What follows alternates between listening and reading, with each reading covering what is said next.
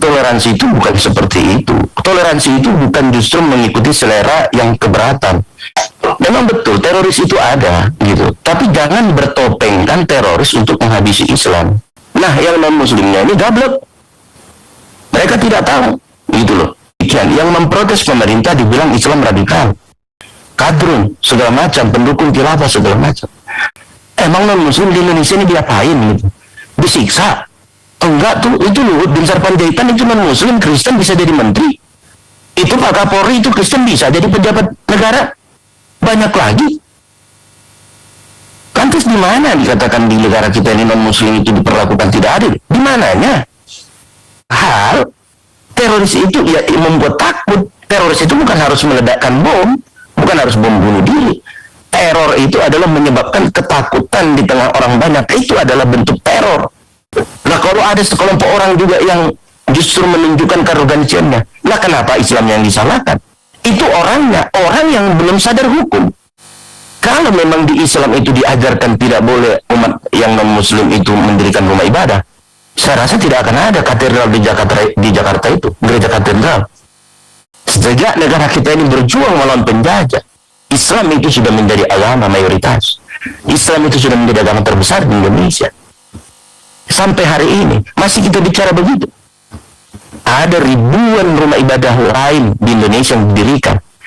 Prinsip doktrin Indonesia itu non-muslim diperlakukan tidak adil. Itu adalah doktrin yang dimuntahkan oleh orang-orang haus jabatan, orang-orang gila politik. Jauh sebelum Indonesia ini ada, Umar bin Khattab itu sudah menunjukkan konsep keadilan yang diajarkan di dalam hukum Islam seperti apa. Ketika Ibnu Sina menemukan pengobatan, apakah yang diobati Ibnu Sina itu hanya yang beragama Islam? Tidak. Bahkan banyak dari Prancis, dari Eropa yang datang belajar kepada Ibnu Sina. Apakah Ibnu Sina tidak memberikan ilmunya kepada mereka? Memberikan. Itu satu konsep keadilan, konsep kesetaraan di dalam Islam.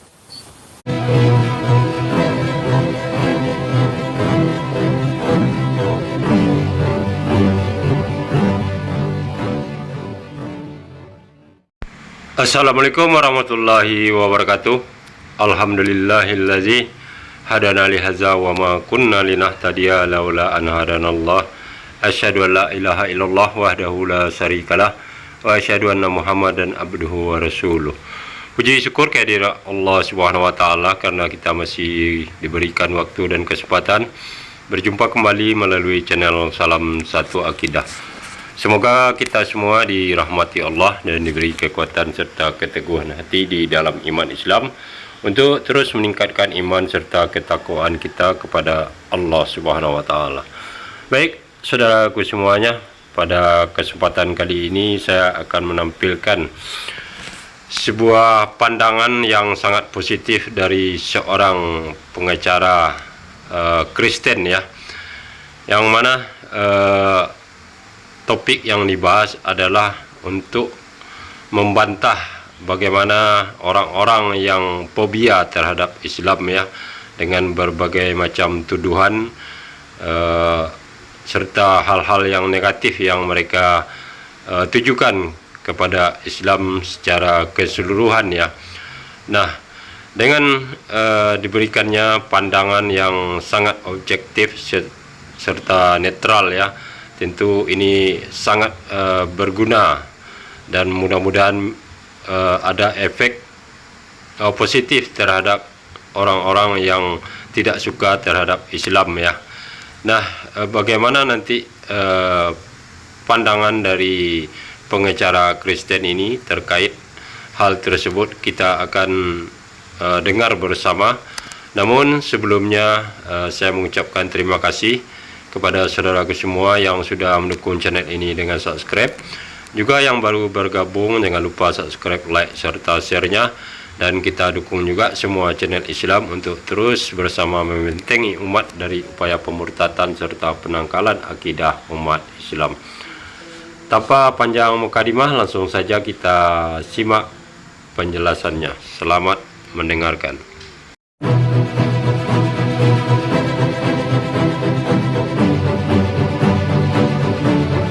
Kalau buat saya simpel sih gitu. Orang yang kepanasan mendengar suara azan itu setan. makhluk yang kepanasan mendengar suara azan ya setan. Berarti yang tidak mau mendengar suara azan itu takut dan ingin menghindari suara azan itu ya setan. Simpel aja gitu. Kalau urusan terganggu, siapa sih kita yang tidak terganggu dengan ibadah orang lain? Kalau urusan terganggu ya gitu, jangan dibilang. Nah, mungkin di apa sih Pak Yakut nggak paham, nggak tahu. Ini di Duri ini ada satu kampung itu gereja jaraknya 10 meter. Itu bagaimana itu? Itu mengganggu atau tidak? Mengganggu. Terus surat edarannya gimana tuh tentang gereja yang jarak 10 meter, gereja gitu, satu ruas jalan. Lebih hebat di Bekasi, Bang. Nah, gitu. Satu RT 5 gereja, Bang. Gitu loh. Kalau kita bicara toleransi itu bukan seperti itu. Toleransi itu bukan justru mengikuti selera yang keberatan. Justru ketika ada yang merasa terganggu, dia menyamankan dirinya dengan hal yang mengganggu dia karena itu ibadah orang lain. Di situ letak toleransi itu. Harusnya apa? Kalau kita hidup bertoleransi, jangan ada seperti itu. Toa dikecilin, ini dicegah. Itu namanya bukan toleransi dong. Nggak boleh seperti itu. Nah, kalau seperti itu gereja pembangunannya dekat-dekat itu mengganggu. Kan kecil cerita mengganggu ya. Gitu loh. Tapi kan ya itu tadi, siapa yang bersuara nanti itu dibilang Taliban, dibilang kadrun, dibilang bayat ke ini teroris segala macam gitu. Tanpa mereka ya radikal, tanpa mereka sadar sebenarnya mereka sendiri sudah melupakan ya iman mereka sendiri ya, berpacu-pacu untuk mendapatkan kedudukan politiknya kan. Itu kan digiring seolah-olah agar mereka dapat dukungan dari yang non muslim nantinya, seolah-olah mereka itu toleransi. Toleransi apa? Kalau nggak paham toleransi, jangan bicara toleransi. Gitu loh. Toleransi itu ya ketika ada teman yang sholat, ya kita merasa terganggu, tapi kita berikan kesempatan bagi dia untuk sholat. Jangan diganggu. Gitu loh. Itu kan toleransi. Tapi kalau seperti itu bentuknya, nah ini ada lagi keluar penceramah radikal gitu. Jadi negara ini lama-lama memang betul teroris itu ada gitu, tapi jangan bertopengkan teroris untuk menghabisi Islam. Itu nggak baik. Yang seharusnya dilakukan negara itu melindungi Islamnya dari perilaku orang-orang yang menyalahgunakan ajaran agama Islam untuk menularkan paham teroris. Bukan orangnya saja yang dijaga, yang lebih penting itu Islamnya yang harus dijaga. Nah ini kok orangnya dijaga, Islamnya dibiarin seperti itu, diobok-obok. Gitu loh. Negara tahu apa tentang penceramah radikal? Yang lebih mengetahui itu para ulama. Karena apa? Penceramah itu lahir dari para ulama, dari guru-gurunya. Gitu loh. Oh, ada paham yang menyusup kepada pesantren. Yang dilindungi pesantrennya. Bukan malah mengumbar seolah-olah pesantren itu sarang teroris. Akhirnya apa? Nanti masyarakat tidak ada yang mau masukkan anaknya ke pesantren. Karena itu tadi, latennya itu tadi, seolah-olah di pesantren itu ada teroris. Tugas negara menjaga pesantren. Bukan tugas negara itu membuat orang ketakutan dengan pesantren. Ya anak-anak kita ini kalau mau didik berakhlak dan beradab itu gimana kalau bukan pesantren? Kita mau ngajarin, kita aja bangun berangkat kerja pulang anak tidur, berangkat kerja anak tidur, kapan kita mau ngajari adab dan perilaku yang baik kepada anak kita kalau bukan di pesantren, kalau bukan di tempat mengaji? Tapi kan negara nggak tahu itu, negara kan bodoh amat. Yang penting apa? Pilpres sudah dekat. Kita butuh dukungan, kita butuh suara dari non-muslim. Ya, kalau mereka penyelamat bagi para non-muslim. Nah, yang non-muslimnya ini gablek. Mereka tidak tahu, gitu loh. Mereka ini sedang digiring ke sebuah sistem di mana agama dan kehidupan itu mau dipisahkan. Jadi mau beragama suka-suka, gitu loh. Tergantung selera gua mau beragama seperti ini ya, ini urusan gua gitu loh. Dibantu lagi dengan munculnya influencer itu ya, para buzzer yang kerjanya cuman ya itu tadi mempertontonkan kebodohannya, mempertontonkan kalau dia itu sebenarnya seorang muslim KW. Ya saya katakan KW karena dia sendiri nggak paham. Jadi gini Mas Bob, orang yang nggak suka agama itu adalah salah satunya komunis. Iya, yang komunis ini yang musuh ke Islam, musuh ke Kristen, Hindu, Buddha, yang ada agama di Indonesia. Jadi hari ini Islam itu di Indonesia sudah dijadikan kambing hitam. Kenapa saya katakan demikian? Yang memprotes pemerintah dibilang Islam radikal.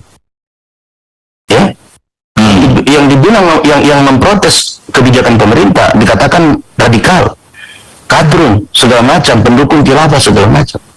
Padahal konteks mengkritik itu di Indonesia itu demokrasi, itu boleh sah-sah saja. Ya, jangan ketika ada mengkritik IKN, oh ini radikal, langsung dilihat agamanya apa. Jadi kita ini semakin menurun, kehidupan demokrasi kita, kehidupan bernegara kita ini semakin menurun. Kita bukan mengatakan teroris itu tidak ada, teroris itu musuh semua bangsa, musuh semua orang di Indonesia ini. Siapapun manusianya harus memusuhi teroris. Tidak ada satu agama pun di Indonesia yang membenarkan teroris. Gitu loh. Tetapi jangan lupa terorisnya diberantas, agamanya juga dilindungi dong. Ya, karena apa? Agar jangan ada penyalahgunaan di kemudian hari. Bukan justru membuat penceramah radikal jangan diundang. Loh, ini kan membangun kelompok-kelompok baru. Karena laten seperti itu penyebab orang merasa diperlakukan tidak adil. Harusnya apa? Kalaupun memang benar ada penceramah radikal itu harus dikembalikan kepada yang sebaik-baiknya, yang sebenar-benarnya. Jangan malah diumbar-umbar seperti itu di depan masyarakat banyak. Tujuannya untuk apa? Mau supaya apa coba? Oh, biar masyarakat jangan mengundang penceramah radikal. Emang kalau masyarakat tidak mengundang penceramah radikal, radikalnya mati? Oh enggak, bukan begitu. Menanggulangi radikalisasi itu bukan seperti itu caranya. Orang terpapar teroris itu karena dia merasa ada ketidakadilan. Ingat, jadi semakin kita membuat masyarakat itu, membuat kelompok masyarakat itu diperlakukan tidak adil, mereka akan semakin memperkuat barisan mereka. Jadi ini bukan murni pure untuk berbicara tentang negara lagi. Ini sudah, ya itu tadi. Tapi itu kan ketika ada yang protes, ya dikatakan kadrun lah, dikatakan ini lah. Gitu loh. Giliran yang berseberangan dengan pemerintah ngomong, cepat tuh ditangkap di penjara. Giliran Denny Siregar, Ade Armando, si Abu Janda yang ngomongnya justru menyesatkan banyak orang, itu aman-aman saja. Begitu. Oh, saya kok jadi orasi politik ya. Ini masih pada dengar belum? Masih pada dengar nggak? Dengar. Itu. Ini saya kalau ngomong gini saya agak sungkan, sebenarnya ada Bang Juma nih. Itu. Jadi itu sebenarnya yang terjadi ya. Nah, makanya kadang saya suka pengen ngomong gitu ya, tapi itu tadi seperti Yakut malah ngurusin ini, Toa malah ngurusin penceramah ya. Korelasinya apa coba? Emang Indonesia ini hancur karena penceramah? Saya mau tanya gitu. Emang ada koruptor itu dia korupsi karena mendengar dari penceramah? Nggak ada. Gitu loh. Koruptor didispensasi, hukumannya dikurangin. Penceramah malah dibatasin. Nah, negara kita ini mau apa sebenarnya? Laten teroris itu digunakan kok bukan untuk melindungi segenap bangsa Indonesianya, digunakan hanya untuk kepentingan politiknya, mengkambing hitamkan kelompok tertentu, gitu loh. Lalu datanglah pahlawan bertopeng, seolah-olah mereka penyelamat bagi yang non-muslim. Emang non-muslim di Indonesia ini diapain gitu? Disiksa? Enggak tuh, itu Luhut bin Sarpanjaitan itu non-muslim, Kristen bisa jadi menteri. Itu Pak Kapolri itu Kristen bisa jadi pejabat negara. Banyak lagi. Lantas di mana dikatakan di negara kita ini non-muslim itu diperlakukan tidak adil? Di mananya? Itu loh. Jadi ya, itu ya saya kembalikannya kepada teman-teman, kepada forum. Ini saya kalau gini suka kesel ini. Gitu. Silakan Bang Hen. Masih Bang sebenarnya.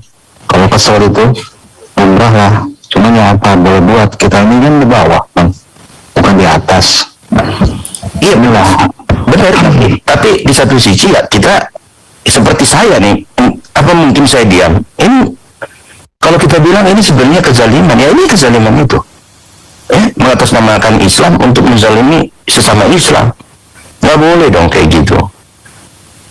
Yang urgensinya tentang Toa itu apa? Urgensinya tentang penceramah itu apa? Gitu loh. Alhasil apa? Orang akan menggunakan statement-statement seperti itu untuk membunuh karakter para penceramah.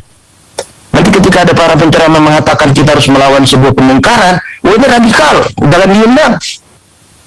Akhirnya apa? Penceramah nanti yang bisa, Pak Jokowi ini wah gagah, Pak Jokowi ini benar, semua tindakan menterinya benar.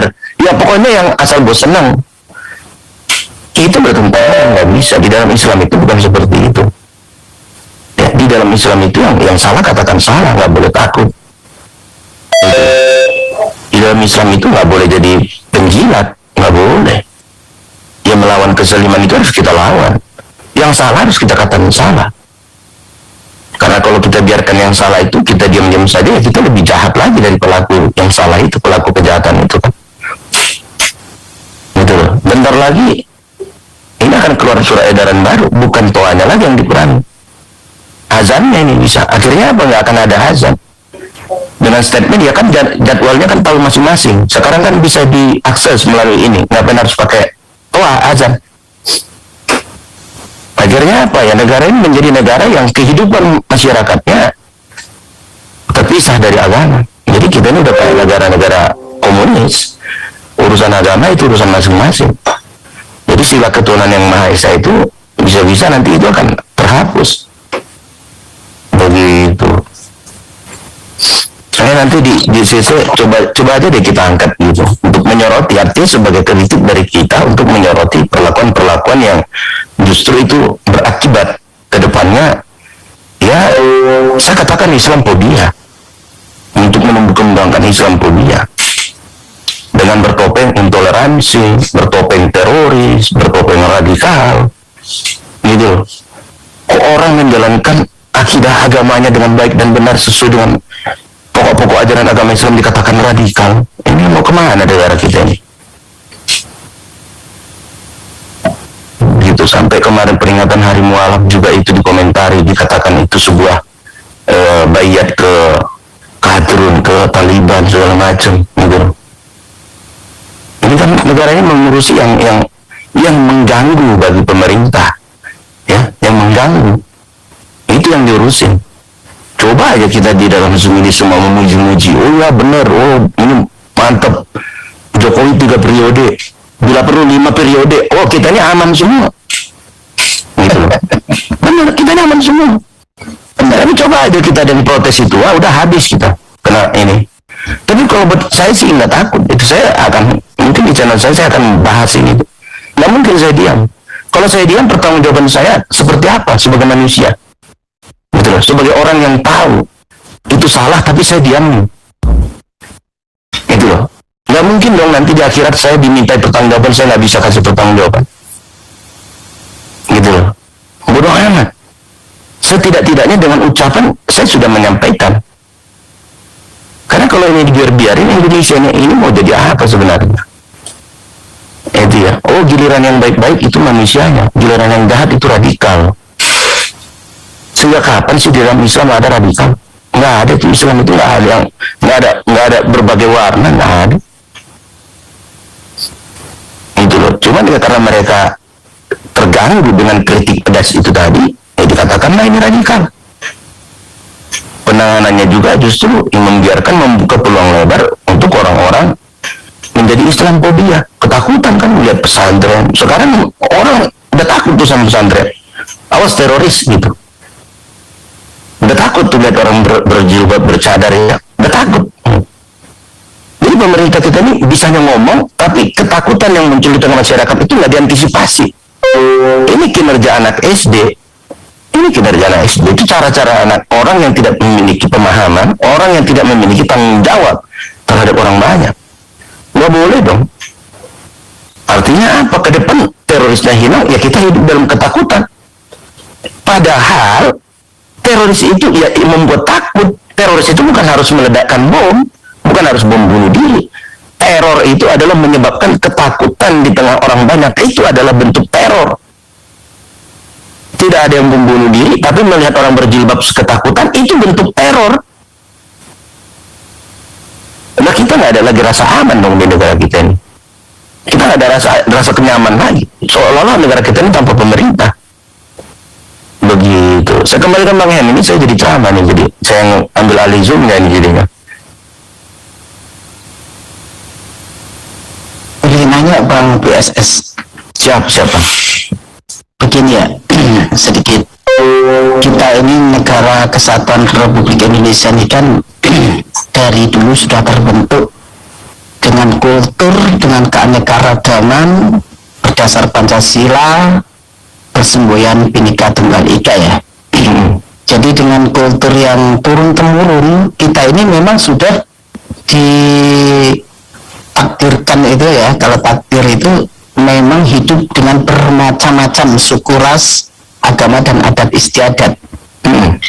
Menurut Bang BSS, munculnya fenomena-fenomena baru ya, yang dulu tidak pernah dipermasalahkan oleh nenek moyang kita, yang kadang-kadang ini berbeda suku, berbeda agama, saling bertetangga, sama-sama berjuang mempertahankan negara Republik Indonesia, menjaga persatuan, kerukunan umat beragama gitu ya. Nah, itu terwujud, tak tergoyahkan, dengan kata siapapun tidak tergoyahkan. Menurut Bang BSS, fenomena ini muncul sejak tahun berapa? Menurut firasat ataupun sepengetahuan Bang BSS? Ya, jadi itu mulai terasa ketika kompetisi politik kita ini semakin besar, para kompetitornya. Kita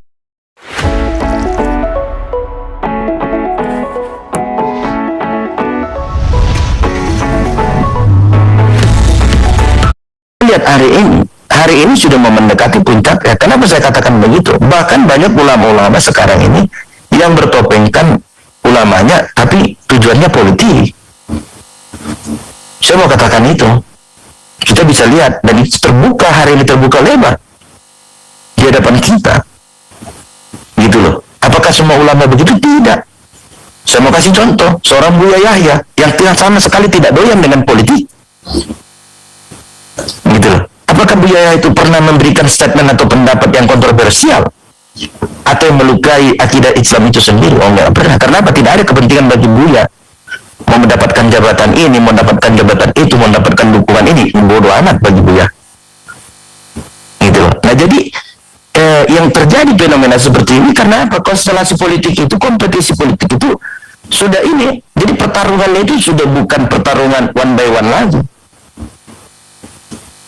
Dibuka lebar sehingga apa? Mulailah masuk ke dalam ranah agama.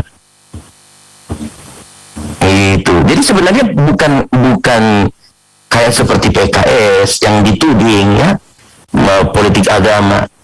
Saya bilang hari ini bukan tentang itu lagi. Hari ini ada oknum-oknum yang menjual agamanya untuk mendapat dukungan dari umat lain. Ada itu. Ya, seolah-olah toleransi, seolah-olah ini menjawab, waduh, seolah-olah itu mereka itu yang paling menghargai. Lalu mengangkat situasional seperti seolah-olah kaum yang non-muslim itu dihabisi di Indonesia, diperlakukan tidak adil. Tidak adil apanya? Kalau non-muslim Indonesia itu diperlakukan tidak adil, tidak akan ada itu Luhut bin Sarpanjaitan. Sudah habis ya Bang ya? Ini tidak akan bisa jadi menteri. Jangankan jadi menteri, mungkin jadi kepala dinas saja pun tidak bisa. Hari ini coba lihat berapa banyak kepala daerah yang beragama Kristen, yang non-muslim. Bisa nggak? Bisa. Itu di Indonesia. Itu loh. Ada menteri, ada. Banyak. Pejabat teras ada. Pejabat tinggi ada. Tetapi fenomena yang terjadi di tahun-tahun sebelumnya ini diangkat terus, dihidupkan terus. Tujuannya apa? Untuk mendapatkan dukungan politik. Dukungan politik. Jadi ketika itu terjadi, maka sekarang hari ini seolah-olah kita hidup beragama itu menyeramkan, padahal tidak. Padahal tidak. Bukan ada buktinya tuh orang mendirikan rumah ibadah tidak dibolehkan. Saya mau katakan, tidak ada satu orang pun warga negara Indonesia memiliki hak atau berhak melarang orang lain mendirikan ibadah. Karena apa? Mendirikan rumah ibadah ada aturannya, ada regulasinya. Ya kalau tidak memenuhi regulasi, ya jangan bangun rumah ibadah. Karena apa? Beribadah di Indonesia itu diatur oleh hukum, dilindungi oleh hukum. Gitu loh. Nah kalau ada sekelompok orang juga yang justru menunjukkan kearogansiannya, lah kenapa Islam yang disalahkan? Itu orangnya, orang yang belum sadar hukum. Masih banyak kelompok masyarakat kita di daerah-daerah sana yang belum diberikan kesadaran tentang hukum, belum memahami tentang aturan yang berlaku di negara kita ini. Lah ketika mereka tidak mengenal hukum itu, mereka mengenal rasa setuju atau tidak setuju, like or dislike. Lah kenapa Islam yang disalahkan? Lah kenapa Islam yang menjadi si tertuduh, yang dipojokkan? Gitu loh. Kalau memang di Islam itu diajarkan tidak boleh umat yang non-muslim itu mendirikan rumah ibadah, saya rasa tidak akan ada katedral di Jakarta itu, gereja katedral. Negara kita ini ada negara Islam bukan hanya baru 2 minggu atau sebulan setahun yang lalu, tidak. Sejak negara kita ini berjuang melawan penjajah, Islam itu sudah menjadi agama mayoritas. Islam itu sudah menjadi agama terbesar di Indonesia. Sampai hari ini masih kita bicara begitu. Ada ribuan rumah ibadah lain di Indonesia yang didirikan. Satu ditentang, satu dibakar. Kenapa yang satu menjadi contoh? Kenapa yang satu menjadi cerminan Indonesia? Kenapa yang ditolak menjadi cerminan Indonesia? Beribu-ribu rumah ibadah dibangun, boleh dibangun, besar, fasilitasnya luar biasa, gedung. Kenapa itu tidak jadi contoh? Kenapa itu tidak jadi cermin? Ya kalau kita mengkritik silakan, tapi itu bukan cermin Indonesia. Cermin Indonesia itu ada ribuan rumah ibadah lain yang bisa dibangun di Indonesia selain masjid. Keadilan di Indonesia sudah ditunjukkan. Ya, Masjid Istiqlal dan Gereja Katedral di Jakarta. Apalagi coba masih kita mengatakan non-muslim itu diperlakukan tidak adil. Bukan begitu. Kalau kita mau maju bangsa kita ini, itu harus kita sisihkan. Prinsip doktrin Indonesia itu non-muslim diperlakukan tidak adil, itu adalah doktrin yang dimuntahkan oleh orang-orang haus jabatan, orang-orang gila politik, orang-orang yang ingin menghancurkan bangsa ini, memperkaya dirinya sendiri. Bukan benar-benar bagaimana berlaku adil. Sebenarnya kita ini nggak perlu diajarin untuk berlaku adil. Di dalam Islam itu sudah diajarkan berlaku adil seperti apa. Di dalam Kristen sudah diajarkan. Mari kita ikuti, mari kita beribadah sesuai dengan agama kita. Mari kita dekatkan diri ke agama kita masing-masing. Nggak perlu itu keadilan kita diajarin. Konsep keadilan. Betul. Jauh sebelum Indonesia ini ada, Umar bin Khattab itu sudah menunjukkan konsep keadilan yang diajarkan di dalam hukum Islam seperti apa. Umar bin Khattab itu berkuasa. Apakah seluruh penduduknya itu beragama Islam? Oh tidak. Ada Yahudi, ada Nasrani. Tapi bagaimana ketika Umar bin Khattab berjaya, dia menunjukkan keadilan, kebijaksanaan. Dari mana Umar bin Khattab itu belajar? Dari Islam. Ketika Ibnu Sina menemukan pengobatan, apakah yang diobati Ibnu Sina itu hanya yang beragama Islam? Tidak. Bahkan banyak dari Prancis, dari Eropa yang datang belajar kepada Ibnu Sina. Apakah Ibnu Sina tidak memberikan ilmunya kepada mereka? Memberikan. Itu satu konsep keadilan, konsep kesetaraan di dalam Islam. Tapi hari ini kita seolah-olah baru mengenal Islam itu sendiri, seolah-olah kita melihat, wah Islam itu seram ini, aduh. Itu loh. Kita lihat bagaimana dulu BlackBerry begitu tenarnya di Indonesia. Setelah BlackBerry itu menjadi idola di Indonesia, banyak BlackBerry KW. Jadi yang menjadi idola itu selalu akan banyak KW-KW-nya. Itu yang terjadi. Banyak orang yang berpura-pura Islam. Banyak orang yang ingin mempertopengkan Islam untuk kepentingan pribadinya, banyak. Karena apa? Karena Islam itu selama ini sudah terbukti di Indonesia seperti apa. Itu loh. Kan nggak mungkin ya satu agama yang dibenci banyak orang, tapi agama itu yang dia gunakan sebagai topengnya. Siapa yang mau menerima dia? Dia akan ditolak setiap ada di salah satu kerumunan atau di perkumpulan. Begitu Bang Erwin. Siap. Ini sedikit lagi. Kalau melihat ya mungkin secara objektif Bang BSS bisa melihatnya. Karena kita berbicara objektif pasti melihatnya dari sisi kerukunan antar umat beragama kita sebagai warga negara Indonesia, gitu kan. Tanpa melihat keimanan kita ini sekarang ini apa, pastinya demi masa depan negara NKRI ini, kan gitu.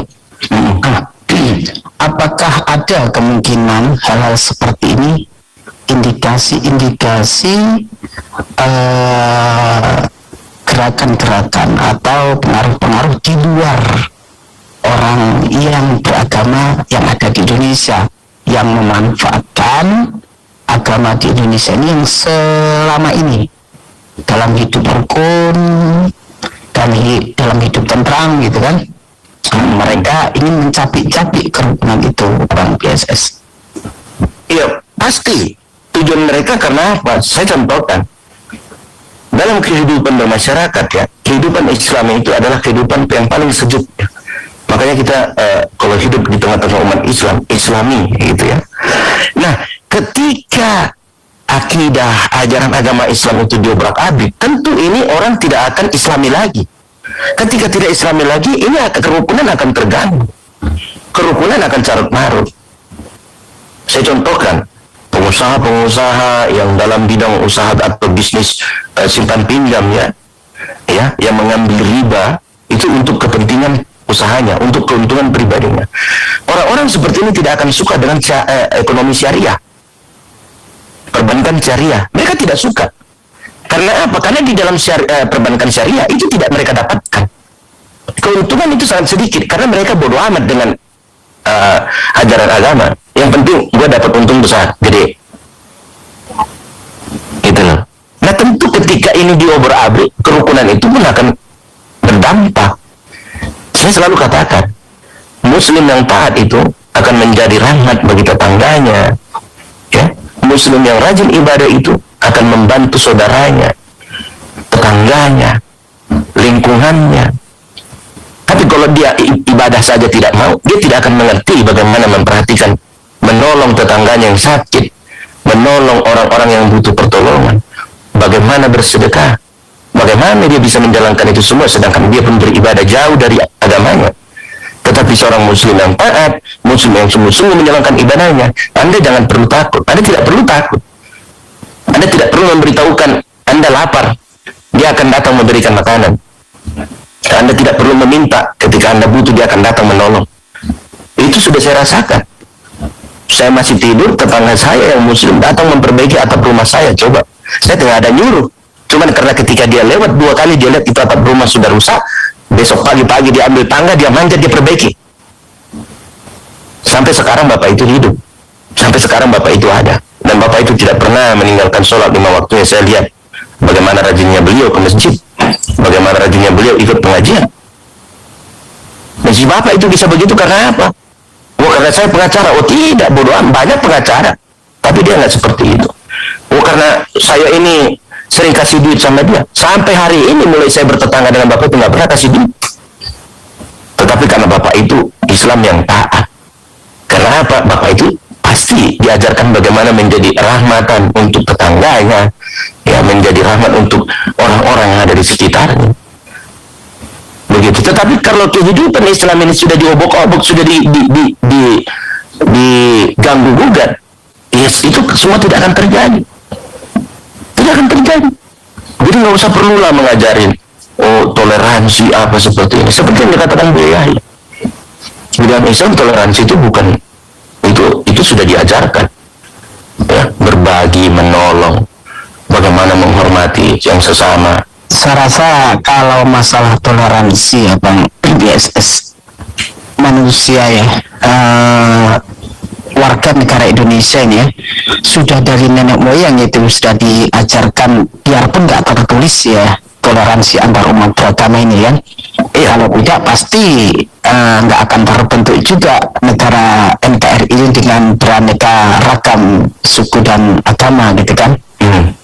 Tapi sepertinya sekarang ini memang banyak hal sebab kalau kita lihat fenomena baru yang sangat mengerucut tentang kebebasan dalam hal-hal yang seharusnya itu tidak perlu dibesar-besarkan gitu. Kalau menurut saya, yang sepertinya hal kecil itu menjadi besar, yang hal besar itu malah terkadang tidak dibahas. Ada hal penting tapi tidak terlalu diperdulikan, tapi hal yang tidak terlalu penting yang mengerucut, hal-hal yang bisa membuat resah masyarakat ini kadang-kadang dikerucutkan gitu. Itu yang menjadi heran kadang Bang BSS ya. Itu tadi yang saya katakan, Bang Erwin. Jadi begini juga Bang, sedikit ini tadi kalau kita bicara masalah objektif ya. Tapi saya ingat di JCC ini sepertinya kita ini sedikit dibatasi tentang berbicara politik ya. Jadi saya pun nggak akan jauh-jauh kemana-mana karena tadi Bang BSS itu hanya sekedar berbicara masalah objektif. Mohon maaf, nanti kita nggak enak pula sama Amir yang di sini. Monggo Bang Andi dilanjut nanti kebablasan ke bahasa politik kan pula kan. Nah, mungkin juga kita kalau tahu ada yang merekam atau yang secara sengaja membuat hal yang nggak bagus di ZCC ini kan, kita juga menghormati Amir di sini memang dilarang berbicara masalah politik itu Bang BSS. Ya memang itu yang saya sampaikan tadi begitu. Tapi dalam hal ini justru ya bagi saya sih sebenarnya ketika saya mengatakan apa yang sesungguhnya terjadi hari ini ya sebenarnya itu belum menyentuh kepada ranah hukum ya. Dan tentu saya juga paham mana yang bisa berbahaya ketika saya mengucapkannya atau berbahaya dalam artian itu melanggar hukum begitu. Tetapi ya hari ini semakin kita diam itu akan semakin merajalela begitu. Nah, karena apa? Ini ada dampaknya. Begitu, mari kita lihat bagaimana sekarang pihak-pihak youtuber Kristen yang seperti Kanuru dan lain-lain itu yang menggunakan statement Abu Janda, statement Yakut, ya, untuk apa? Untuk memuaskan Islamfobia mereka, gitu ya. Nah, apakah ini menjadi perhatian bagi orang yang membuat kebijakan itu? Harusnya mereka paham.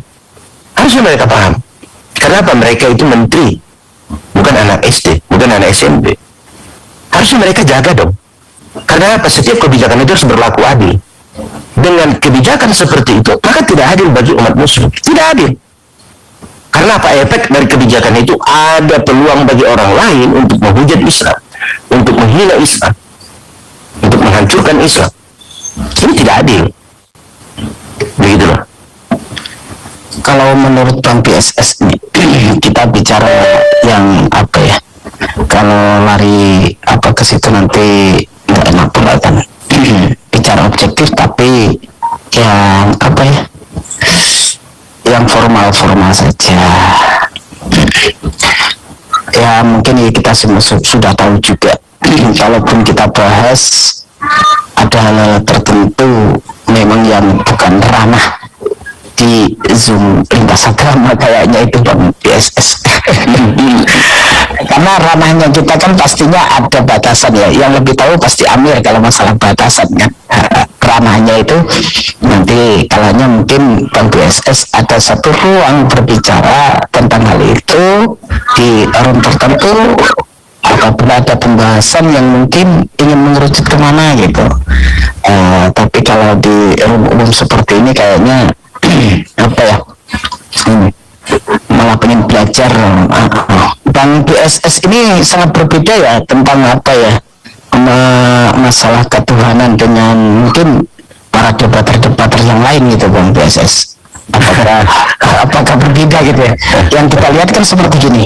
Saya hobi mendengar ya. Karena apapun itu sebagai acuan kita, apa yang mereka lakukan dan benarkah apa yang kita lakukan kan gitu. Supaya kita juga nggak bisa membatasi diri dalam langkah gitu.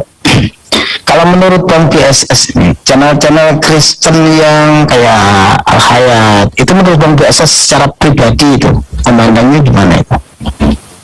Ya begini ya, sebenarnya mereka itu bukan membela iman tapi membela diri. Begitu. Karena apa? Kenapa saya katakan demikian?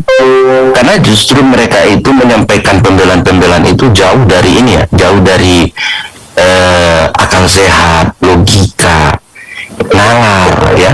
Karena ketika kita bicara, mereka mengatakan, oh jangan pakai logika, kita membahas ini nggak bisa pakai logika. Lah kalau kita nggak pakai logika, bagaimana kita memahami apa yang dia sampaikan? Kan begitu ya. dia ngomong, oh begini ya, sama seperti sekarang. Saya ngomong seperti ini, kalau teman-teman nggak pakai logika, emang ngerti yang saya sampaikan? Ya enggak. Iya, gitu loh. Nah orang kita ketika ditanya udah makan belum? Udah. Kalau kita nggak pakai logika, emang kita ngerti jawaban itu maksudnya apa? Itu loh. Tapi kan mereka berusaha memisahkan antara logika dengan jawaban mereka. Itu loh. Tapi di satu sisi mereka itu ya merasa ujung-ujungnya itu ya pasang jurus muter-muter gitu loh. Kalau bagi saya simpel aja sih gitu. Ya kalau memang itu kebenarannya, kenapa harus dipungkiri? Gitu. Saya melihatnya kan begini Bang BSS ya. Dalam dunia lintas agama ya kan, Muslim itu punya debater, Kristen juga punya debater. Nah, memang nggak semuanya umat Muslim ini menguasai kitab sebagai lawan debat. Contoh, Bible itu original teksnya mungkin tidak semua Muslim itu tahu, kan? Ya, tetapi semua berusaha untuk mempelajari, belajar, pasti ada juga yang sudah menguasai. Nah, begitu juga sebaliknya, gitu. Debater Kristen ingin sebenarnya mencari sela-sela untuk menjadi sanggahan kepada lawan debat. Tetapi, nah ini, seperti di channel Al-Hayat itu tidak menguasai huruf Arab, ya kan? Jangankan kok Al-Quran, itu huruf Arabnya saja kadang-kadang mereka tidak pernah sebutkan, tetapi berani mengorek secara merasam, secara mendalam itu mau mengorek Al-Quran gitu. Nah, debater Muslim mengorek dalam artian menyebutkan satu ayat, dua ayat itu kan dibaca bahasa Indonesia, bahkan ada yang tahu original teksnya gitu. Dalam sisi objektifnya menurut Bang BSS, dalam berdiskusi itu yang bagus gimana? Apakah sebatas itu pengetahuan debater tanpa menguasai original teks sudah bisa mengkoreksi secara mendalam, atau wajib mengetahui original teks yang sebenarnya baru bisa mengkritik itu Bang BSS? Iya, jadi begini, tentu kita ketika berbicara pemaknaan, kita kan harus mengacu kepada original teks. Karena apa? Kalau terjemahan itu kan sudah ada pergeseran makna, ya, sudah banyak pergeseran makna, bahkan perubahan makna itu dipengaruhi oleh zaman, dan itu diakui dan itu diterima dalam ilmu linguistik. Nah, jadi kalau kita menyampaikan maknanya, ingin mencari tahu, ingin menyerap makna yang sesungguhnya, ya kita harus kembali ke original teks. Tentu ketika kita sudah memahami original teks ini, maka kita bisa memahami maknanya itu apa. Begitu. Nah, saya sendiri selalu mengatakan begitu loh. Kalau kita mau berbicara tentang debat antara Kristen dengan Islam, yang menguasai tentang pemaknaan atau yang orisinilnya itu agamanya ya di Islam. Sementara kalau Kristen itu sudah banyak terjemahan-terjemahan. Nah, perlu kita ingat ketika itu diterjemahkan, penerjemahan dari bahasa original teks ke terjemahannya itu dipengaruhi kehidupan masyarakatnya. Contoh, penerjemahan original teks Alkitab ke dalam bahasa Batak. Ya, tentu si penerjemah harus mengenali sosial kehidupan masyarakat Batak seperti apa, agar jangan salah menerjemahkan makna dari Tuhan itu sendiri, Debata, Jehovah, gitu. Karena kalau tidak memahami kehidupan sosial masyarakat, ini bisa keliru. Artinya apa? Penerjemahan itu, terjemahan antara dari original teks kepada terjemahannya, ternyata banyak yang mempengaruhi. Tidak bisa diartikan seorisinil original teks itu tadi untuk hari ini. Nah, kalau kita berbicara tentang Al-Quran, itu tidak ada terjemahan, masih orisinil. Artinya apa? Maknanya belum ada perubahan, pergeseran. Begitu loh. Masih ada acuan pokok yang nilai itu ya. Ketika diturunkan, jadi begini, ilustrasi itu begini. Contoh, saya kepada Bang Erwin, saya mau suguhin, Bang Erwin suka teh nggak? Mau minum teh nggak? Oh enggak, saya nggak suka teh, gitu ya. Nah, kemudian saya suguhin lagi, Bang Erwin mau kopi nggak? Oh, saya nggak suka kopi. Artinya yang saya suguhin itu adalah minuman berwangi, berperasa, berwarna kan? Tetapi ketika saya suguhkan air putih yang diterima oleh semua orang, yang diterima oleh banyak orang, yang rasanya belum berubah, warnanya belum berubah, masih orisinil, apa mungkin saya suguhin air putih kepada Bang Erwin? Bang Erwin bilang, oh saya tidak minum air. Ya, nggak mungkin kan? Ya. Artinya apa? Bang Erwin itu minumnya minum air. Tetapi ketika disuguhin teh, air itu sudah berwarna, berubah rasa, berubah wangi. Bisa saja Bang Erwin tidak terima, tidak minum itu. Saya suguhin kopi, bedanya sudah, rasanya sudah beda, warnanya sudah beda. Tetapi ketika saya kasih air putih, apa mungkin Bang Erwin bilang, oh saya tidak minum air. Lantas Bang Erwin minum apa kalau bukan minum air? Semua manusia minum air. Begitulah keorisinal itu tadi. Artinya apa? Tidak ada dirubah warnanya, tidak ada dirubah rasanya, tidak ada dirubah seperti sedia kala ketika diturunkan, sampai hari ini seperti itu juga lah diterima oleh umatnya. Itulah makanya kadang-kadang kan begini Bang PSS ya. Bukan berarti kita menjustis satu keyakinan orang ya. Pasti kalau kita meyakini suatu agama, pasti merasa kebenaran ada pada diri kita gitu kan, apa yang kita imani. Tetapi dalam konteks itu, konteks keimanan secara pribadi gitu kan, bukan secara apa ya, di dalam dunia debat gitu kan. Saat terjun ke dunia debat ini pasti harus memiliki latar belakang keilmuan yang cukup untuk mengkritik, ya kan? Kalau berani mengkritik. Kalau nggak berani mengkritik ya enak diskusi belak-belakan, berhadapan, kan begitu Bang PSS ya. Nah, jadi dengan adanya hal-hal seperti itu, kalau saya sebagai muslim itu miris gitu. Mirisnya begini, original nggak tahu, terjemahannya pun belum pasti benar, nafsirkan sendiri tanpa guru. Sedangkan di dalam muslim saja itu tidak boleh sembarangan, itu jelas sudah tidak boleh sembarangan ya. Saya berucap seperti ini pun kadang-kadang kalau sembarangan nanti bisa jadi ayo masuk ke room sana saya ditegur seperti itu ya. Nah, hal seperti inilah yang kadang-kadang kita miris melihatnya. Kita melihat debater-debater muslim itu banyak mengkritik itu karena tahu original teksnya. Kalau nggak tahu original teks, jarang sekali berani mengkritik karena pasti mengukur keilmuan yang dimiliki. Nah, miris melihat debater-debater Kristen yang ada di sana itu, ini terus terang aja ya, belak-belakan aja. Dengan melihat selalu seperti itu, nggak tahu original teks, mengkritik secara mendalam seperti itu, tapi diajak berdialog ke sini nggak mau gitu kan. Setelah diajak berdialog nggak pernah berhenti ngomongnya.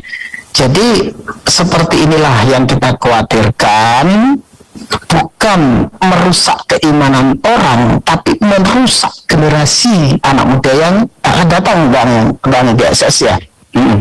Yang Kristen jiwanya rusak dengan pengaruh hal seperti itu. Yang muslim yang belum benar-benar tahu ya akan Islam, keislamannya, itu bisa melihatnya hal yang sangat berbeda gitu. Apalagi generasi muda ini sekarang ini sangat labil dengan hal seperti itu ya, dengan kurangnya apa namanya pengajaran keagamaannya sekarang secara meluas ya, karena dunia sekarang sudah berkembang ya, banyak pengaruh-pengaruh modernisasi sekarang ini.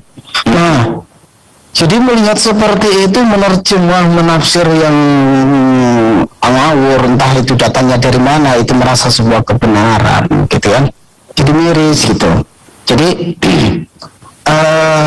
seperti itu, apakah tidak ada orang yang berkapasitas untuk memberikan saran seperti itu dan BSS supaya dialog di lintas agama ini berjalan lebih manis gitu kan. Seumpamanya ada yang dibikin penasaran dalam satu ayat, tanyakan kepada muslim yang punya kompeten supaya lebih jelas, jadi tidak tergiring opininya. Apakah itu tadi yang dibilang Bang BSS, ada kepentingan-kepentingan tertentu menuruti ambisinya mencari konten atau apa ya, kepentingan pribadi seperti itu ya. Apa mungkin ada misi-misi tertentu gitu kan, untuk menggiring opini ya, nggak tahu juga, kita akan bukan menuduh teman itu apa mungkin gitu kan. Kalau menurut Bang BSS sesuai dengan keimanan Kristen yang sebenarnya, seperti itu, apakah tidak ada konsekuensi sebenarnya dalam dunia atau akhirat itu sebuah dosa itu Bang BSS? Ya, sebenarnya kalau itu sudah jelas ya dikatakan di Matius 7 ayat 21 ya sampai seterusnya. Yang masuk ke surga itu bukan yang berseru Tuhan Tuhan kepada Yesus, tetapi orang-orang yang menjalankan perintah Bapa di surga. Itu yang pertama. Nah, artinya apa? Ternyata kita itu menjadi seorang Kristen itu bertumpunya bukan kepada Yesusnya, tapi kepada Bapa di surga. Itu buktinya. Kalau kita bertumpunya kepada Yesus, tentu tidak perlu mengikuti perintah Bapa di surga. Kita sudah masuk surga dong. Kalau kita bertumpu, ya. Nah, yang kedua, sebenarnya di dalam Kristen itu acuannya adalah Bapa di surga. Sebenarnya ya, itu bisa kita bedah dari Kejadian itu sampai kitab Wahyu. Itu bisa kita bedah. Nah, tetapi hari ini muncul Kristen. Sebenarnya kalau kita kembali lagi, Kristen itu agama Tuhan atau agama manusia. Itu. Kristen itu pengikut Nabi. Itu loh, pengikut Kristus. Dia sebagai manusia, dia utusan. Apapun ceritanya. Nah, Kristen itu asal katanya itu dari Kristus. Kristus itu manusia. Yang menjadi pertanyaannya, kalau di dalam Kristus itu ada 100% manusia, 100% Bapa, atau 100% Allah, manusianya bernama Kristus, Allahnya dia bernama siapa? Jadi Bang BSS ini termasuk menolak antara 100 sama 100 itu menolak ya Bang BSS ya? Tentu sejak awal dari dulu saya selalu mengatakan saya paling tidak suka mendengar orang berdoa kepada Yesus. Kenapa saya katakan kita tidak diajarkan berdoa kepada Yesus, diajarkan berdoalah engkau kepada Bapamu di surga. Ya, segala pekerjaan yang dilakukan Yesus itu adalah pekerjaan Bapa di surga. Segala perkataan Yesus itu adalah perkataan firman yang disampaikan Bapa di surga. Penyampaian ya. Iya. Pertanyaannya, apakah ada semua yang dikerjakan Yesus itu bersumber dari dirinya sendiri? No, tidak ada. Itulah kadang-kadang Bang BSS ya, jujur aja kalau ada teman kita Kristen mengatakan seperti ini, 100% Tuhan, 100% manusia, ya kan? Sudah jelas di dalam satu ayat itu mengatakan kalau Yesus itu adalah utusan, tapi dia adalah Tuhan juga. Jadi terus berfirman kepada firman juga berdoa pada dirinya sendiri, kepada ini kan, Tuhan berdoa pada Tuhan gitu kan. Jadi kadang-kadang saya berpikir seperti ini, apakah sama selang dengan sanyu dengan air itu? Bang Belangga itu seperti itu, jujur aja. Jadi kita kan melihat ya, jalan dengan sumber kan berbeda ya Bang ya. Iya, jadi begini, simpelnya begini. Kalau saya, sebenarnya di Alkitab sudah banyak ya. Ketika Yesus dibaptis oleh Yohanes Pembaptis, maka terdengarlah suara dari surga, dari langit. Inilah anak yang kukasihi. Clear ya?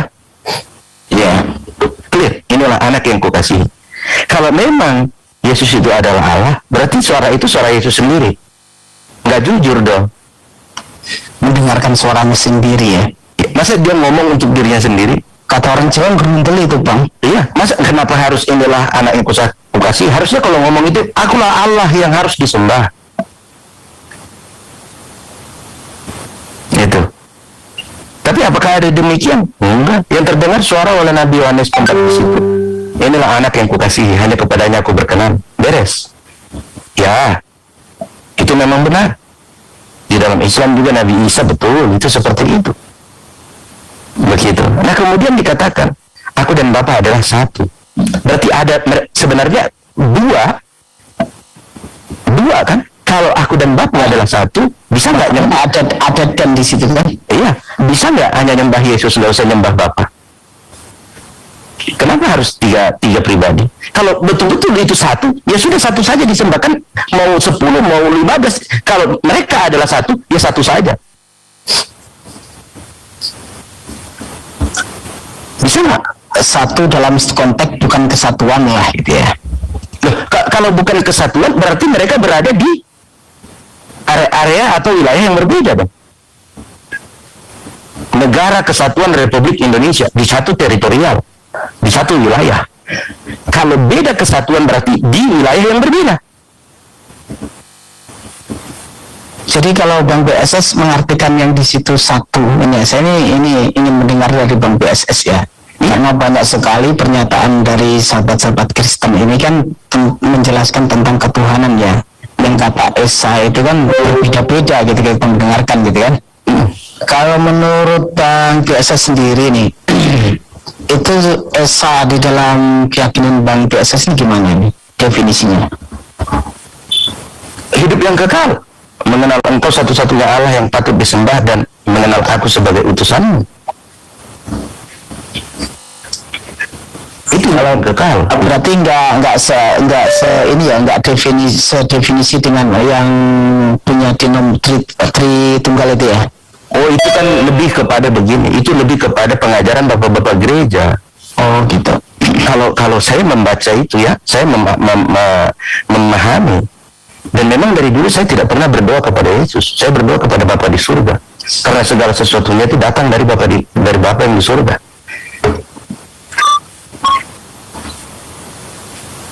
Itu loh.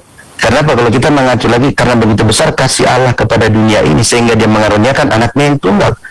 Yesus itu sendiri adalah wujud begitu besarnya kasih Bapa. Yesus adalah perwujudan bagaimana Tuhan itu, Allah itu sendiri, Bapa yang Esa itu, Bapa yang satu itu mengasihi dunia ini. Saya tuh bertanya, belum pernah mendengar Bang BSS ini menjelaskan tentang ketuhanan menurut Bang BSS kan, jadi pengen dengar juga gitu. Saking banyaknya sahabat-sahabat Kristen yang ketuhanan yang berbeda-beda ya kan. Nah itu jadi pengen dengerin gitu kan, jangan sampai kita salah berarah. Sudah ngobrol panjang-panjang, taunya Bang BSS ini nggak mengakui kalau Tuhan itu Yesus itu Tuhan, ternyata Bang BSS itu mengakui Yesus itu utusan gitu kan. Nah kadang-kadang sudah panjang-panjang ngomongin Yesus itu utusan, ternyata saudara kita itu mengatakan Yesus adalah Tuhan. Jadi nggak sepaham jadinya gitu loh, nggak mengarah pembicaraan itu kan. Sebenarnya karena dipaksakan, karena ada doktrin seperti itu ya. Nah, jadi itu harus diiakan, nggak boleh tidak. Gitu, nggak boleh tidak. Kenapa saya katakan demikian? Ketika murid-murid Yesus bertanya kepada Yesus, bagaimana kami bisa melihat Allah? Lalu Yesus mengatakan, siapa yang melihat aku, dia telah melihat Bapa di surga. Karena murid-muridnya pengen melihat Bapa, nggak mungkin dong bisa melihat Bapa. Karena apa? Caranya melihat Bapa itu mati. Iya, mati duluan, mati dulu, gitu loh. Lalu kita sampai kepada akhirat, ya baru kita ketemu Bapa di surga. Tetapi dalam artian kata-kata Yesus seperti itu apa? Jangan cari, karena aku ada di hadapanmu, gitu loh. Aku ini yang diutus, aku ini bersumber dari Bapa yang ingin engkau lihat itu. Ketika engkau sudah melihat aku, maka engkau melihat Bapa. Kalau saya mendengar itu, menurut saya itu kan ajarannya gitu ya. Iya. Yesus nggak mungkin ajaran gitu ya. Nggak mungkin ketika Yesus ditanya seperti itu, nggak mungkin. Ya sudah, kamu mati, baru nanti bisa melihat Bapa di surga. Nggak mungkin kan? Karena apa? Yesus sendiri tidak punya hak untuk menyatakan di mana kita bisa melihat Bapa. Nggak punya hak. Ini coba Abang BSS sependapat nggak kalau banyak sahabat kita Kristen itu mengatakan kalau Yesus itu bukan ciptaan? Oh ya enggak lah, Yesus itu ciptaan. Nah ini kan kadang-kadang kan berbeda, ini memang beda ini kan. Kadang banyak sahabat kita Kristen yang mengatakan Yesus itu bukan ciptaan, bahkan kita ini bukan ciptaan gitu. Jadi makanya sebenarnya simpelnya begini Bang Erwin, yang punya Tuhan itu di bumi ini siapa? Manusia. Tanaman nggak punya Tuhan. Hewan nggak punya Tuhan. Yang punya Tuhan itu manusia. Berarti hanya ada Tuhan manusia. Kan itu. Tuhan sang pencipta, manusia ciptaan. Bukan Tuhan manusia, Bang. Tuhannya manusia. Iya. Maksudnya yang ada itu antara Tuhan pencipta dan manusia ciptaan dalam hal bertuhan. Karena apa? Benda mati itu nggak bertuhan dia. Ya pastinya yang punya akal, Bang. Nah, itu berarti ketika ada dua, ketika ada Tuhan lalu ada manusia, maka manusia itu adalah ciptaan. Itu kodratnya nggak bisa dirubah-rubah. ya. Itu loh. Ya, saya bertanya seperti ini kan gini loh, Bang. Banyak hal-hal yang sangat ganjil kita dengarkan ya, sangat berbeda dengan pernyataan Bang BSS ini, padahal sesama Kristen gitu kan. Jadi mungkin ya saudara-saudara kita semuanya juga tahu, apalagi Bang Hadi itu saking hafalnya, mungkin koleksi jawaban itu ada ribuan Bang Hadi di pikiran. Begini Bang Erwin, kita mencari perbandingan begini. Teman-teman apologet Kristen kan sering mengatakan pada mulanya adalah firman. Firman itu bersama-sama dengan Allah. Firman itu adalah Allah. Artinya apa? Yesus sebagai Allah, sebagai Tuhan itu diperkenalkan dengan cara seperti itu. Padahal kalau kita buka perjanjian lama, Bapa atau Tuhan itu atau Allah itu memperkenalkan dirinya. Akulah Allah Abraham, Allah nenek moyangmu. Tegas ya mengatakan demikian. Iya. Tegas. Artinya apa? Memperkenalkan dirinya, aku ini Allah Abraham, Allah nenek moyangmu, Allah Yakub, Allah Ishak. Disitulah Allah itu memperkenalkan dirinya agar dikenali oleh manusia itu. Oh, ini rupanya Allah yang disembah nenek moyangku. Ini Allah yang disembah oleh para rasul. Tidak pernah Allah itu mengatakan kepada Musa, aku adalah firman. Enggak begitu. Disitulah bentuk Allah itu konsisten. Itu loh. Allah itu tidak muluk-muluk. Tuhan itu nggak muluk-muluk, nggak perlu pakai translator, nggak perlu pakai majas, nggak perlu pakai perumpamaan. Kalau saya menyimaknya seperti ini, Bang, ini membaca aja ya. Pada mulanya adalah firman. Nah, kita cari yang berfirman itu siapa. Pasti ada muncul firman itu, ada yang berfirman. Disitulah yang berfirman itu yang maha kuasa. Kenapa demikian? Tidak tercatat yang maha kuasa di situ, karena yang maha kuasa itu, sang pencipta itu, yang memiliki segalanya, tidak berawal dan tidak berakhir, makanya tidak tercatat. Nah, sebenarnya kalau saya mengartikan itu pada mulanya adalah firman. Memang betul semua pada mulanya adalah firman. Itu loh, nggak ada di dunia ini yang ujuk-ujuk jadi gitu tanpa firman. Kenapa? Allah berfirman, jadilah terang, maka terang itu jadi. Apakah terang itu Tuhan? Gitu ya. Tetapi dalam artian kan ada yang berfirman, Bang. Iya, tujuannya apa di situ? Firman itu telah menjadi manusia. Di situ menerjemahkan Yesus itu nggak punya bapa. Semua manusia yang lahir di dunia ini punya bapa. Gak mungkin kita bisa ujuk-ujuk lahir tanpa ada bapa. Di situ ditegaskan, dijelaskan bahwa Yesus itu ada menjadi manusia karena firman, bukan karena pernikahan antara laki-laki dan perempuan. Karena begitu Yesus lahir, yang menjadi pertanyaan besar di bangsa Israel adalah, kok bisa ini Maria hamil tanpa punya suami? Nah, jadi kalau merujuk dari situ akhirnya kan begini. Dengan adanya firman itu, siapa yang berfirman, ya kan? Sang Maha Pencipta. Nah, jadi justru begini Bang Erwin, ketika firman menjadi manusia, di situ ada proses penciptaan. Firman menjadi terang, menciptakan terang. Firman menjadi gelap, menjadi penciptaan gelap. Ya, di situ ketika firman menjadi manusia, ada proses penciptaan, ada proses dari firman menjadi manusia. Makanya kalau ditelisik dari definisi firman itu kan, kalau di keyakinan Muslim itu kan, keyakinan Islam itu adalah kehendak. Nah, kehendak perkataan Sang Maha Pencipta, itu adalah firman-Nya ya. Nah, Sang Maha Pencipta menjadikan segala sesuatunya itu dengan berfirman, kan gitu. Itu mau jadi manusia, mau jadi makhluk apapun, mau jadi ciptaan apapun, gitu kan. Setelah menjadi sesuatu baru ada namanya bumi, kan gitu. Iya, Awal dari kehendak. Nah, makanya satu kadang-kadang ya kan, mungkin di sini ada perbedaan-perbedaan, banyak perbedaan-perbedaan pendapat, cara menjelaskan berpengaruh dari mungkin dari bapak-bapak gereja juga sangat berbeda dengan BSS. Bang BSS itu menjelaskan tentang firman itu, gitu kan. jadi begini Bang, kalau Yesus itu tidak dijelaskan awal mulanya datang dari mana, bagaimana mungkin seorang manusia yang lahir tanpa bapak didengarkan omongannya oleh umat pada saat itu, bangsa Israel pada saat itu. Yang lengkap bapak ibunya saja belum tentu didengarkan omongannya. Nah, di situ dijelaskan bahwa Yesus itu adalah firman yang menjadi manusia. Dia bukan lahir karena pernikahan, tetapi ada firman. Lebih kepada menunjukkan itulah kuasa Bapa, itulah kekuatan Bapa. Bisa menciptakan manusia di dalam rahim Bunda Maria itu tanpa ada pernikahan dengan laki-laki lain, perkawinan dengan laki-laki lain. Nah, dengan begitu maka identitas keberadaan Yesus lahir ke dunia ini jelas sumbernya dari mana.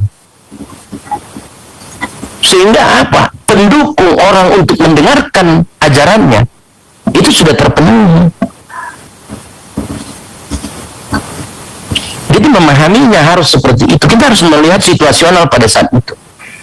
Perkataan itu diucapkan, perkataan itu disampaikan, itu ada hubungannya dengan situasional pada saat itu. Interupsi dulu nggak ya? Silakan Bang Hen. Kak, soalnya ini udah belum diriset nih Jumnya nih. Nah, saudaraku semuanya, alangkah sejuk ya apabila ada orang-orang Kristen yang memberikan pendapat serta pandangan mereka terhadap Islam secara netral dan objektif ya, tanpa menyalahkan ajaran, melainkan kalaupun ada yang melakukan di luar ajaran Islam itu adalah oknum yang memang belum sadar akan hukum dan juga belum mengetahui sepenuhnya bagaimana indah dan baiknya ajaran Islam tersebut. Nah, ini kalau kita bandingkan dengan pernyataan-pernyataan para pembenci Islam, ini sangat jauh berbeda ya, padahal mereka adalah sama-sama beragama Kristen. Nah, sedikit juga tadi dipertanyakan mengenai keimanannya di dalam Kristen, itu juga sangat berbeda dengan Kristen pada umumnya ya, terlebih para murtadin odong-odong yang mana mereka meyakini bahwa Yesus itu adalah Tuhan ya, sementara saudara Bob tadi mengakui atau menyatakan bahwa Yesus itu hanyalah sebagai utusan ya, sama halnya kita umat muslim bahwa Yesus itu adalah utusan Allah Subhanahu wa taala. Dan mudah-mudahan video ini banyak didengar oleh orang-orang yang fobia terhadap Islam dan juga para murtadin odong-odong yang selalu mencari kesalahan di dalam ajaran Islam. Dan ini insya Allah bisa membuka hati dan pikiran mereka atas kesalahan yang mereka lakukan selama ini dengan menghujat, memfitnah dan segala macamnya ya. Nah, demikianlah saudaraku semuanya. Terima kasih atas perhatiannya. Assalamualaikum warahmatullahi wabarakatuh.